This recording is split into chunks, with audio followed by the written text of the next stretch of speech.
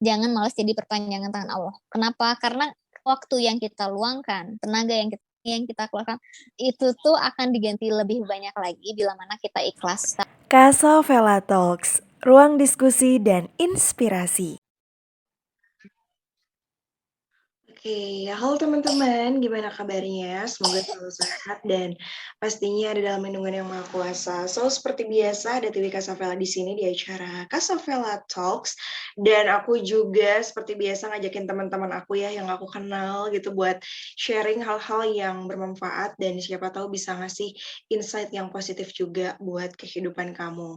Nah, kali ini aku bakal ngobrol sama seorang inspirator, woman yang luar biasa ya. Jadi aku kenal sama Rima Permatasari ini baru beberapa hari yang lalu, waktu aku siaran di radio. Jadi aku ngobrol-ngobrol ya, terus juga follow-follow di Instagram dan aku lihat, wah keren banget ya aktivitas Rima ini, mulai dari ya jadi host juga, terus banyak aktivitas yang lain gitu, sampai punya kegiatan yang rutin yaitu berbagi juga buat sesama. Jadi aku sempat terkagum-kagum gitu loh sama Rima ini ya, kayak, aduh kalau gue tuh pengen banget sih kayak Rima gitu ya dengan segala aktivitas dan produktivitasnya yang positif. So, mungkin langsung aja ada yang belum kenal dan pengen tahu sama kamu, kamu boleh dong ceritain, Rima, apa aja sih aktivitas kamu sekarang? Halo, Tiwi. Semoga hari ini baik ya. Dan aku mau hello dulu sama teman-temannya Kasavela Talks ya. Dan makasih juga udah dikasih kesempatan untuk ngobrol di sini. Duh, jadi deg-degan nih. Jadi teman-teman, aku tuh saat ini usia 28 tahun. Aku udah punya anak satu, laki-laki umurnya 4 tahun. Terus kalau kuliah, aku kuliahnya psikologi, dan untuk aktivitas a lot of many things aku melakukan ya. Jadi kita mulai dari mana nih kira-kira? Banyak sih aktivitas Rima, tapi salah satunya juga nih yang pengen aku highlight juga ya soal kegiatan berbagi gitu kan. Nah, Rima juga aku lihat sering banget nih berbagi, kan kemarin kita juga cerita-cerita nih Rima ya, soal gimana sih kita bisa sharing kebaikan sama orang lain dengan berbagi gitu. Nah, kan di feed Rima juga banyak banget tuh ya, aku lihat kayak ya keren sih gitu. Rima boleh cerita dong awal mulanya gimana sih?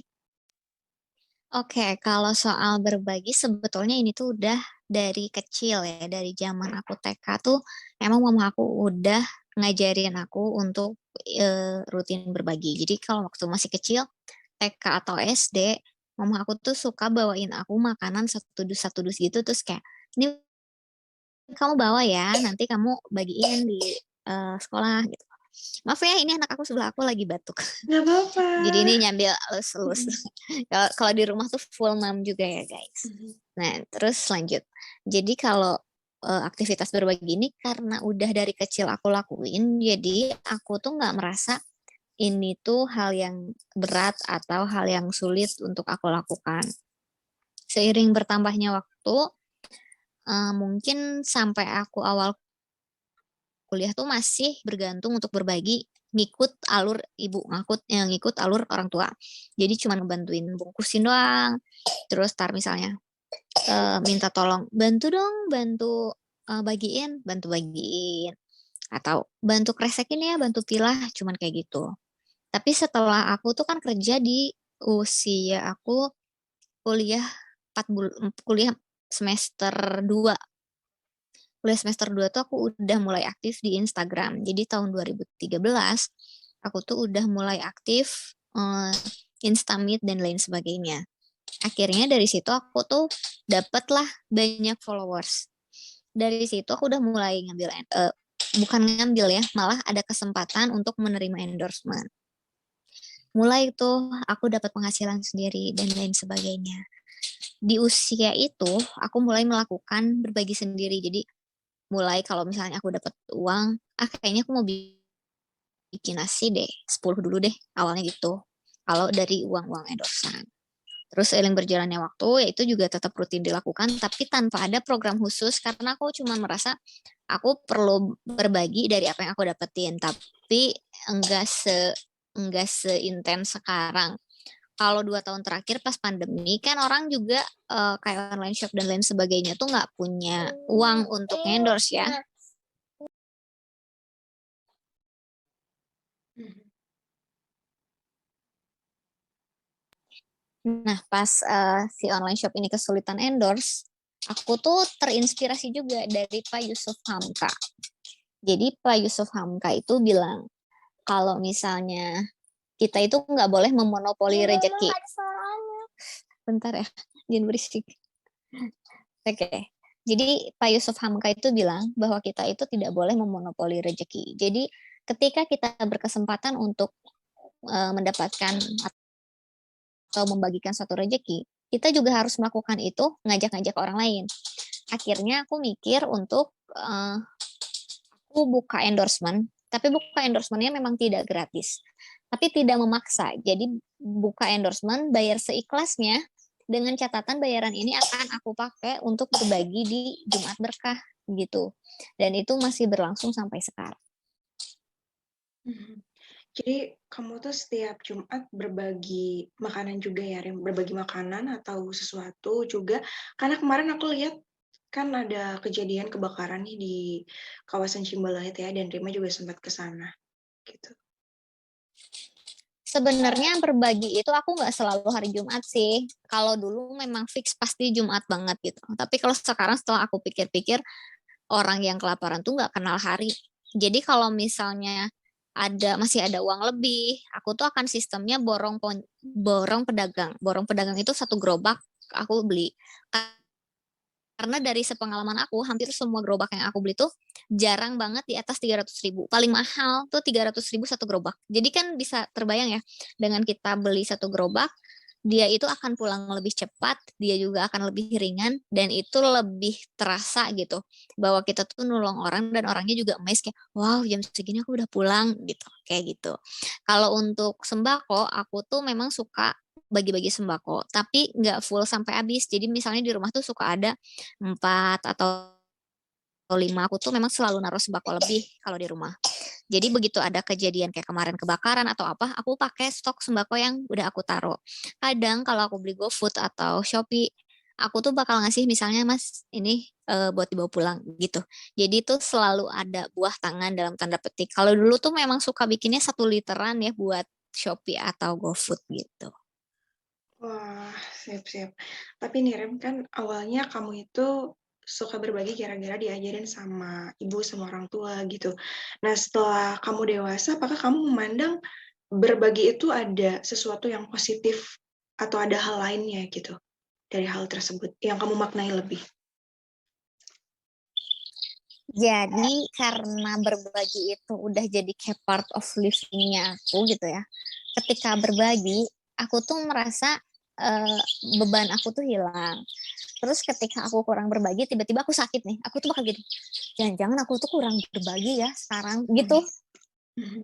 Karena ini tuh udah terjadinya mungkin lebih dari setengah hidup aku, jadi kalau aku nggak berbagi tuh kalau aku lagi sakit, kayaknya kurang berbagi deh nih, jadi gitu. Gitu kadang. Mungkin buat sebagian orang terkesan lebay, tapi makanya aku tuh jarang cerita hal kayak gini kalau orangnya juga nggak terlalu interest sama hal kayak gini. Kan ada juga sempet dulu tuh, aku tuh paling nggak mau ngupload, kegiatan berbagi aku, meskipun aku sudah melakukannya panjang banget ya, udah lama banget. Jadi ada orang yang komen, "Ngapain sih kalau berbagi tuh harus di-upload? Ngapain sih kalau berbagi tuh harus di video?" Hal kayak gitu tuh bikin aku ragu kayak, sebenarnya yang aku lakuin tuh in a good way atau in a bad way ya? Kan ternyata penerimaannya tuh nggak selalu baik. Tapi setelah lama, seiring berjalannya waktu, sebaik apapun yang kita lakukan, orang itu akan nemu sisi negatifnya.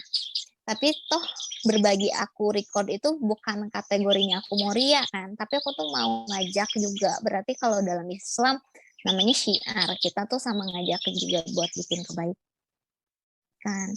Terus dari seringnya berbagi, kita tuh bisa ngebedain dan bisa sering kali kalau hari Jumat tuh banyak banget cosplay. Jadi kayak orang yang memang dia berharap dapet gitu, pemulung bohongan, bukan literally pemulung, terus yang pura-pura jadi pinggir jalan lah. Tapi memang bukan bukan yang peruntukan yang bukan benar-benar duafa, itu bisa banget dibedain Tiwi. Jadi kadang kalau misalnya pemulung palsu, nih ada beberapa ciri juga, dia itu nggak akan pindah-pindah gitu, akan diem, jadi emang menunggu menunggu mendapatkan sesuatu. Tapi pemulung yang benar-benar pemulung, dia itu akan jalan sejauh apapun karena dia akan mencari rongsokan yang akan dia pulung. Jadi tuh kayak, oh iya ya, ternyata setelah sekian lama menggeluti dunia berbagi, ada juga hal-hal yang emang kadang tuh, wah ini mah bukan suuzon, tapi karena kita udah sering ngeliat dan akhirnya kita bisa membedakan cosplayer yang pada hari Jumat tiba-tiba banyak pemulung dan lain sebagainya, atau emang benar-benar orang yang butuhnya. Makanya kalau aku pribadi tuh jarang ngasih ke pengamen sendiri-sendiri yang nyanyi asal gitu, atau emang yang pengemis yang benar-benar cuman minta.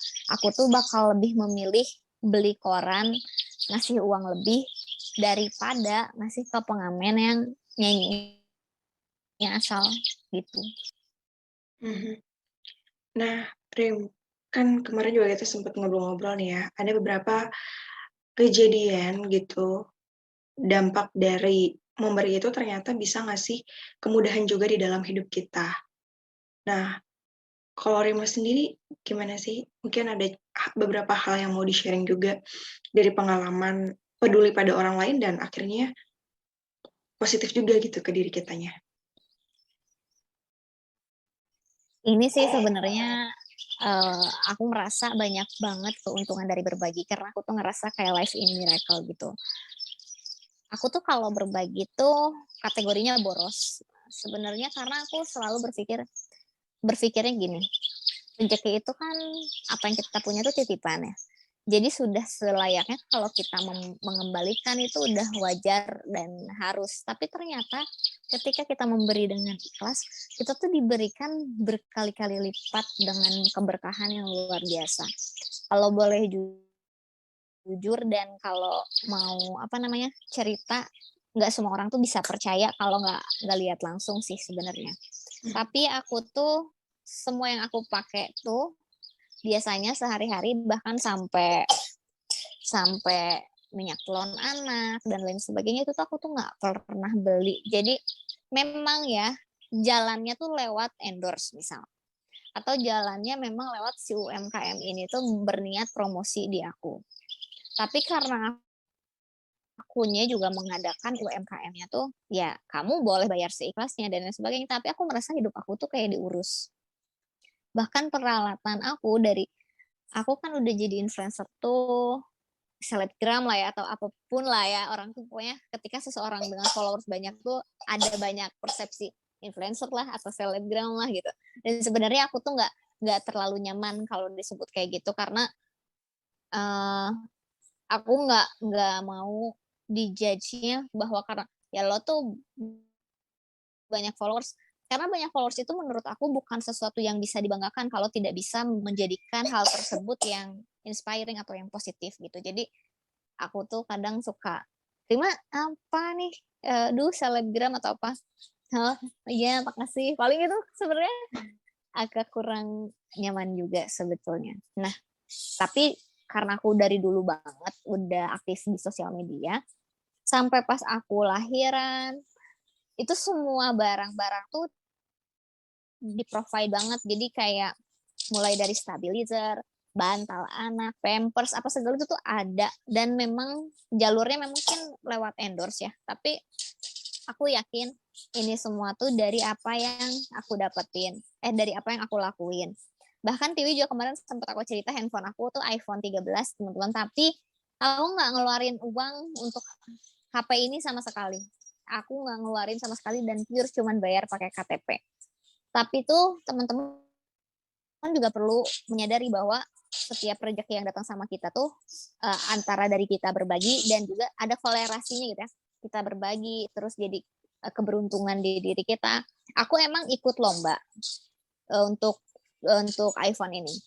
Tapi di lomba tersebut ternyata tuh nggak banyak yang ikutan. Dan akhirnya aku tuh jadi satu-satunya peserta dari Indonesia.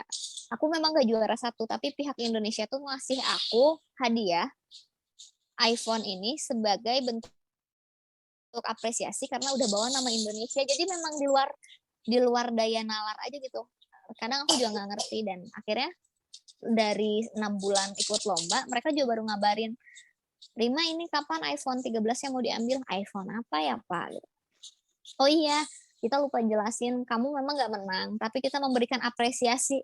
Wow, luar biasa banget. Akhirnya aku datang ke Jakarta, aku bayar pakai KTP aja, dan itu juga ada videonya sih di feeds aku kalau aku dapet handphone ini tuh cuma-cuma. Tapi karena aku dapet handphone ini, kan aku dapet yang lebih baik nih. Handphone lama aku itu aku jual. Setelah aku jual, uangnya aku bagiin sembako sebanyak-banyaknya. Waktu itu aku bikin 100 paket kalau nggak salah. Jadi aku dapat sesuatu, aku akan mengeluarkan sesuatu gitu, Tewe. Dan itu aku ngerasa hidup aku tuh sangat-sangat beruntung. Bahkan sampai treatment aja, aku tuh bisa sekali treatment tuh sampai puluhan juta, tapi aku nggak pernah ngeluarin uang sama sekali. Dan aku merasa ini semua, dan teman-teman aku tuh selalu ngomen, teman-teman aku tuh selalu bilangnya gini, Rima, apa yang terjadi di diri kamu itu bukan kebetulan, tapi kamu tuh tanpa kamu sadari kamu udah menanam kebaikan, dan kamu tuh sekarang tuh lagi metik gitu. Iya sih ya, emang aku juga setuju gitu. Karena mungkin, tapi kayaknya semua orang juga banyak yang tahu gitu ya. Kalau misalnya dengan berbagi, semuanya akan jadi lebih mudah, rezeki bakal banyak. Tapi yang mengimplementasikannya kayaknya nggak sebanyak itu. Ya nggak sih, Rim?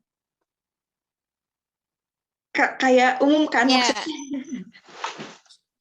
iya, banyak juga orang tuh masih ragu untuk berbagi tuh karena harus berbagi ke siapa ya. Terus kayak, nominal yang aku punya sedikit, atau kayak punya uang segini, tapi kayaknya nggak bisa apa-apa. Nah itu tuh adalah keluhan-keluhan dari banyak teman-teman aku. Makanya aku selalu bilang, aku tuh open banget kalau teman-teman meskipun cuma ada 1.000, 10.000, atau cuma punya minyak 1 bungkus tapi pengen ikutan, boleh, boleh banget. Jadi kita tuh kita kumulatif, lalu kita bagikan. Misalnya satu orang bisa ngumpulin 10.000 rupiah.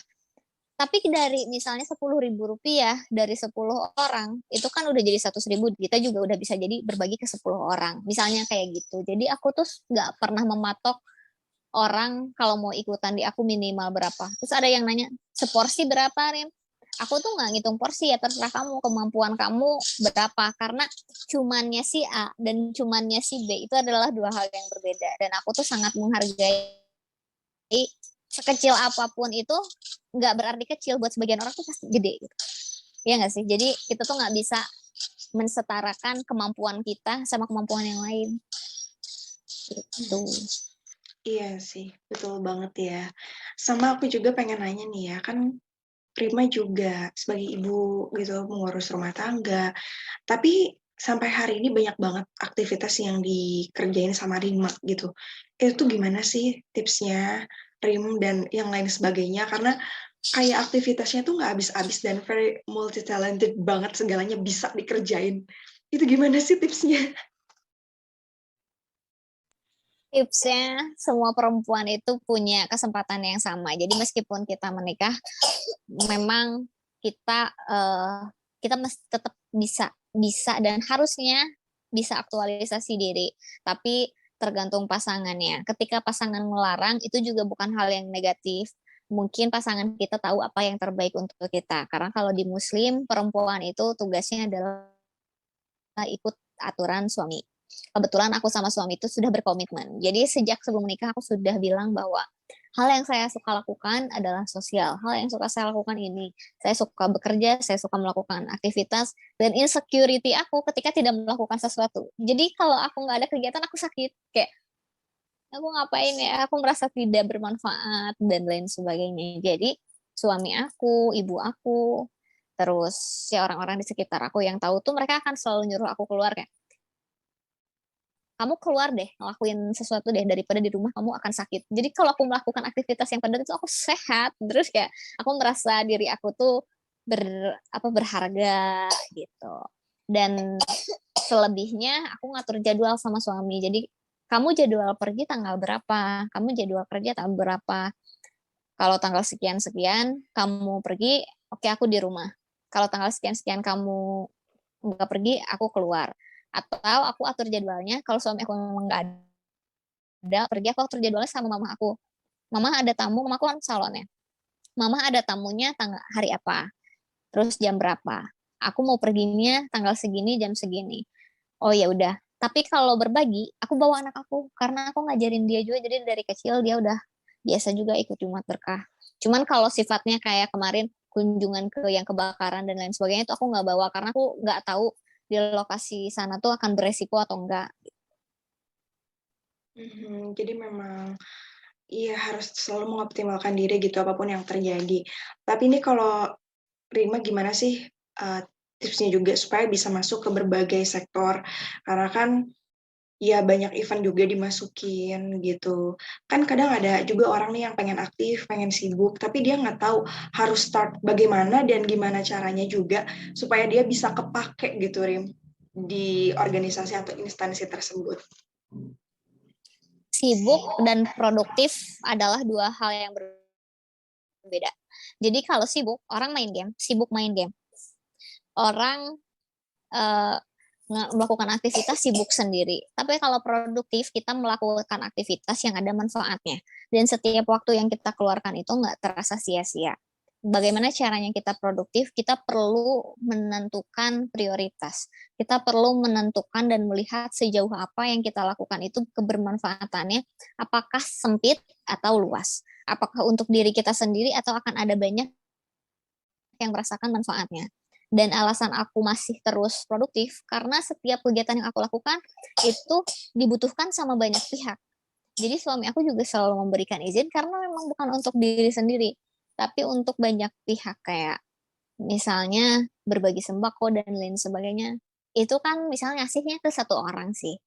Tapi kan di rumah dia ada banyak kepala, ada banyak orang yang akan merasakan kebermanfaatannya. Jadi untuk kita bisa untuk kita bisa produktif, kita perlu lihat sejauh mana manfaatnya. Kalau di organisasi, bagaimana bisa kepake atau mana yang baik dan tidak, kita juga tetap perlu melihat sejauh mana kompetensi kita. Aku juga bukan semua dimasukin sih, tapi aku akan mengambil sesuatu yang aku rasa aku mampu. Tapi kalau misalnya aku nggak mampu atau nggak bisa, aku tuh orangnya tidak tidak sungkan untuk menolak. Jadi aku akan bilang, maaf, kayaknya kemampuan saya tidak ada di situ. Tapi bila mana memang diperlukan, saya mungkin butuh waktu untuk belajar atau saya memang tidak menguasai dengan penuh hal tersebut gitu. Seperti kegiatan kemarin yang G20, U20 itu, aku kan jadi moderator sekaligus speakers konferensi internasional. Awalnya saya juga menolak karena kalau misalnya urusannya tentang food security itu aku tuh nggak ngerti. Dan tentang agriculture, tentang pertanian aku tuh nggak ngerti. Tapi setelah dijelaskan bahwa kamu tidak membahas tentang agriculture-nya atau how to-nya, tapi kamu tuh membahas tentang generasi muda, bagaimana generasi muda, how to encourage young generation. Oh, kalau tentang young generation sih itu udah kayak aku udah hatam juga untuk melakukan hal tersebut. Hanya saja elemen-elemen supportnya nyangkutnya tuh ke food security dan lain sebagainya. Itu dalam waktu 1 bulan, aku juga full ngambil English English class, speaking only. Meskipun aku udah biasa bahasa Inggris, tapi karena aku merasa ini event besar dan aku punya responsibility yang besar di sini, aku juga meluangkan waktu untuk terus belajar gitu. Jadi nyampe hari ini aku tuh masih sering belajar untuk sesuatu yang akan aku lakukan. Jadi gimana ya? Mungkin buat sebagian orang juga aneh, tapi aku tuh sangat menikmati momen-momen kayak belajar yang gitu-gitu. Dan aku tuh nggak cerita sama orang karena orang akan bilang, apa sih lo? Itu tuh aneh banget. Kayak sesuatu yang masa sih gitu. Karena memang aku tuh nggak bukan nongkrongers.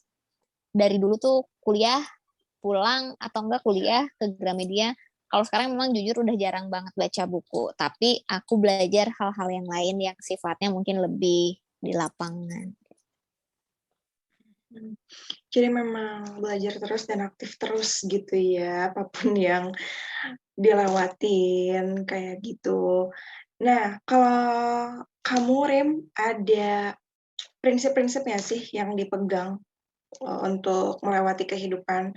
Karena kan mungkin banyak juga nih yang seusia kita gitu ya, di atas 25, di bawah 30 tuh masih kayak quarter life crisis, kebimbangan untuk ngelakuin hal yang mau dilakuin, gitu. Kalau kamu gimana untuk melalui berbagai krisis-krisis gitu atau kamu pernah ngalamin juga nggak sih?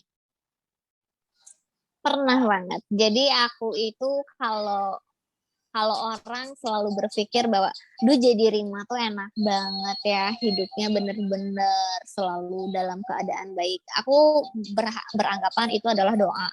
Karena faktanya aku tuh banyak berbagi karena aku tahu rasanya nggak punya. Jadi aku sama suami aku bahkan waktu itu aku lagi menyusui, kita tuh sempat sampai segak punya itu. Jadi aku tuh bikin sop kikil dan itu selama 1 minggu aku angetin lagi, aku angetin lagi, aku angetin lagi sampai one day aku tuh ketiduran karena waktu itu aku lagi fase menyusui.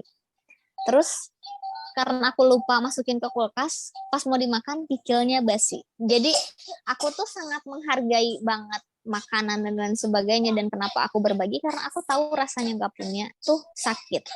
Jadi prinsip yang aku pegang itu satu, bukan berbagi karena kita lebih, tapi kita berbagi karena kita tuh tahu dan jangan sampai orang lain tuh merasakan kepedihan yang kita alami juga. Dua, aku tuh tidak pernah aku tuh nggak pernah bilang seseorang kalau misalnya aku tuh nggak kenal dia.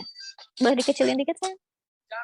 Jadi aku pernah ketemu adik kelas aku dan aku tuh masih ingat banget kita tuh cheers bareng apa bareng aku nyapa kayak hai gitu. Terus dia ke pasangannya gini, siapa ya, aku nggak kenal. Oh my god, rasanya kita 2 tahun bareng nggak mungkin selupa itu, sehilang ingatan itu tentang aku. Tapi sejak saat itu aku punya prinsip juga bahwa siapapun yang menegur saya, siapapun yang menyapa saya, kalaupun saya lupa, saya tidak akan pernah bilang bahwa saya tidak tahu. Jadi aku tuh siapapun yang nyapa aku kayak, "Hai, hai, halo, gimana, sehat?" Tapi itu udah jadi kebiasaan aja, bukan peres akhirnya. Karena aku sudah menempatkan diri aku tidak akan menempatkan seseorang di posisi tidak nyaman. Karena aku juga tahu rasanya digituin tuh nggak enak. Sampai akhirnya kejadian kayak, "Karima, iya, gimana sehat?" Aku bilang. "Naren mana?" Orangnya nanya. "Di rumah." Naren tuh anak aku kan. "Di rumah."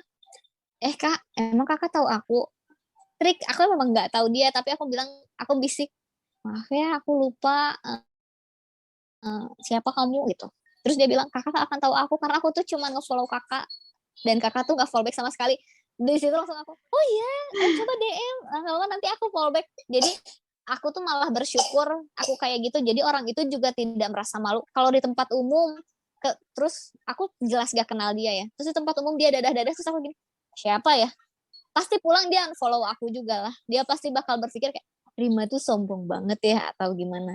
Tapi aku bersyukur sejak aku menanamkan prinsip-prinsip ini, semoga tidak ada orang yang merasakan apa yang aku rasain ketika kita say hello ke orang terus kayak, "Siapa ya?" Duh, itu sangat-sangat amat menyakitkan kalau orangnya emang bener-bener kita kenal. Jadi jangan pernah berlaku jahat, apapun perilakunya, jangan pernah kita ngelakuin hal yang kita tuh nggak mau digituin sama orang lain. Kalau yang ketiga, prinsip aku adalah sebisa mungkin kita melakukan yang terbaik meskipun dalam hal baik yang kita lakukan akan selalu ada komen negatif. Jadi nggak apa-apa. Tapi tetap kita juga memang ini tuh jadi gimana ya? Terdengar klise tapi emang fakta sih. Meskipun kita udah melakukan kebaikan, kita tetap harus bertanya misalnya sama ahli, kalau mungkin ke Pak Ustadz atau ke pastor atau sebenarnya yang kita lakukan baik atau enggak ya. Kalau misalnya sudah baik, apa yang perlu saya tingkatkan? Kalau misalnya salah, apa yang perlu saya perbaiki? Karena kita sebagai manusia tuh nggak bisa nilai diri kita sendiri. Jadi aku juga masih sampai hari ini tuh suka masih terus bertanya, sebenarnya aku tuh salah nggak sih? Terus kalau misalnya iya salah, salahnya di mana? Terus itu juga jadi perkembangan di berbagi aku tuh udah nggak pernah motoin yang bener-bener orangnya tuh plek ketuplek mukanya kelihatan. Jadi aku tuh hanya bilang, saya minta izin, saya foto tangannya aja, karena saya butuh dokumentasi untuk pembuktian bahwa saya sudah mendistribusikan. Tapi kalau dari aku pribadi, aku tuh jarang video atau foto gitu, tapi kalau ada uangnya titipan dari rekan-rekan juga, aku tuh pasti videoin. Tapi biasanya cuma tangannya aja, karena aku tuh nggak mau melukai hati orang yang menerima. Mungkin bisa jadi orang tuh mikirnya, ini ngapain sih harus difoto? Emang gue segapunya itu ya untuk nerima. Padahal kan bukan ya. Kalau zaman sekarang tuh lebih ke administrasi gitu. Si foto itu tuh jadi bentuk dokumentasi kita sebagai distributor, sebagai orang yang distribusikan.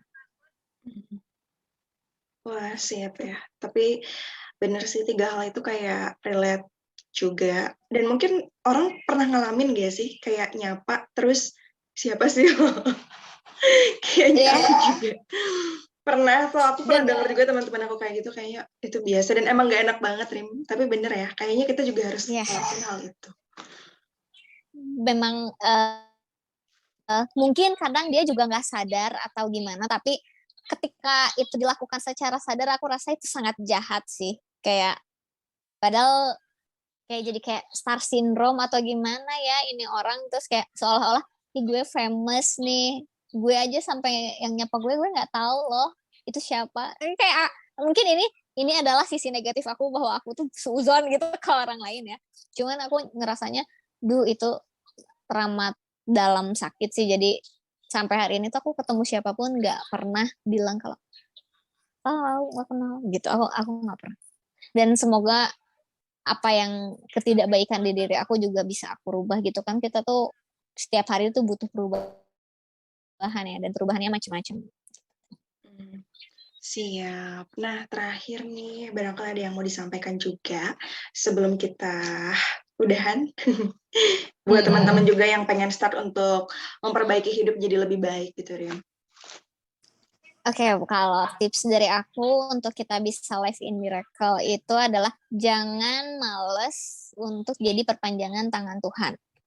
Jangan males jadi perpanjangan tangan Allah. Kenapa? Karena waktu yang kita luangkan, tenaga yang kita keluarkan, uang yang kita keluarkan, itu tuh akan diganti lebih banyak lagi bila mana kita ikhlas. Tapi aku juga pernah sih kayak, gue bakal berbagi nih sekian, biar dapat sekian. Itu nggak dapat apa-apa. Karena tidak adanya ketulus ikhlasan dari diri aku, tapi aku mengharapkan sesuatu yang lebih dan itu tidak terjadi. Jadi kalau misalnya teman-teman udah berbagi, tapi belum merasakan keberkahannya, coba perbaiki niat. Perbaiki niatnya. Jadi niat kita berbagi itu apa sih? Jangan sampai niat kita berbagi itu untuk dapat yang lebih. Tapi kita niat berbagi itu tulus ikhlas, misalnya tulus ikhlas nolong orang lain, tulus ikhlas untuk mengembalikan atau memberikan hak yang sudah Allah berikan, seperti sedekah dan lain sebagainya. Perbaiki niat. Jadi aku selalu bilang, perbaiki niat kita dulu.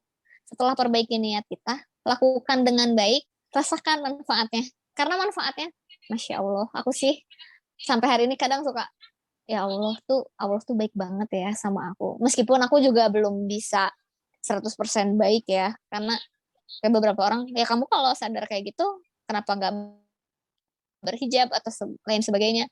Aku juga pernah nyoba sih, tapi sulit juga gitu ya. Jadi ya, yang penting jangan ngotorin hidup kita dengan ketidakbaikan. Maksudnya di sini ada hal tidak baik yang kita udah tahu nggak baik, tapi tetap kita lakuin. Nah jangan, kalau udah tahu nggak baik, ikhlas tinggalin, karena akan ada hal yang lebih baik lagi yang datang kalau kita ikhlas meninggalkan ketidakbaikan itu. Itu guys. Jadi pokoknya aku juga tidak menggurui, tapi aku juga sedang belajar. Jadi kita harus belajar sama-sama dan aku sangat terbuka untuk masukan dari teman-teman. Boleh memberikan aku masukan. Siap, ya ampun keren banget sih Rima. Jadi aku pertama kali ketemu Rima udah terinspirasi banyak loh, Rim. Kalau mau dijelasin nanti panjang. Tapi memang Terima kasih. semoga ya Rima juga bisa banyak kasih inspirasi karena ya influencer banyak, tapi kita juga butuh orang-orang yang influence untuk hal-hal yang positif, bukan cuma fashion, bukan cuma how to look, tapi gimana kita bisa bersikap dan menjadi orang yang lebih baik lagi gitu kan ya. Ya, Betul. jadi makasih banyak loh Rima. Aku sebenarnya masih banyak banget yang pengen ditanyain, tapi mungkin nanti next time ya di momen yang tepat juga. Pokoknya makasih banyak juga udah menyempatkan waktu, sehat terus buat Rima, keluarga, dan juga Narendra ya yang Iya, banget thank nih. you. Ini ada jarinya di sini. Iya. Jadi ini tuh adalah faktanya kalau aku di rumah tuh full mom, guys. Kalau di Iya. luar pura-pura gadis ya. Tapi masih kelihatan gadis kok. Lebih younger daripada apa yang terlihat ya. Mungkin karena memang semangat mudanya luar biasa gitu kan ya. Pokoknya thank you sekali lagi Rima. Dan Sama-sama. sukses terus pokoknya. Makin hebat, makin luar biasa, makin Amin. banyak orang nanti yang terinspirasi juga ya. Dan teman-teman itu dia Kasavela Talks kali ini. Semoga bisa ngasih banyak manfaat buat kamu. Dan jangan lupa like, subscribe, and comment. Dan see you di next obrolan kita berikutnya. Bye-bye.